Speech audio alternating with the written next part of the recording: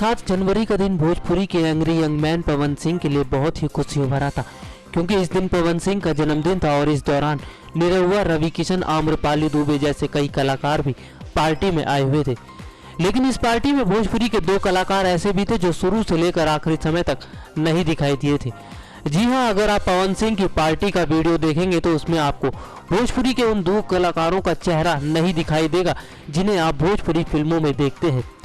दरअसल हम जिन भोजपुरी के कलाकारों की बात कर रहे हैं वो कोई और नहीं बल्कि खेसारी लाल और काजल राघवानी है। रिपोर्ट्स के मुताबिक काजल और खेसारी लाल पवन सिंह के जन्मदिन में इसलिए नहीं आए थे क्योंकि उन्हें इनवाइट नहीं किया गया था, और इसकी वजह यह है कि पवन सिंह का कुछ दिन पहले खेसारी लाल के साथ झगड़ा हो गया था और झगड़े होने की असली वजह थी भोजपुरी की बोल्ड अदाकारा अक्षरा सिंह।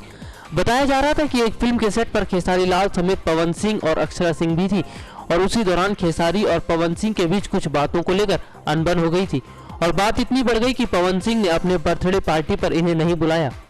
वैसे आपको बता दें कि भले ही खेसारी लाल इस पार्टी में नहीं आए थे, लेकिन उन्होंने फोन करके पवन सिंह को जन्मदिन की हार्दिक बधाई दी थी।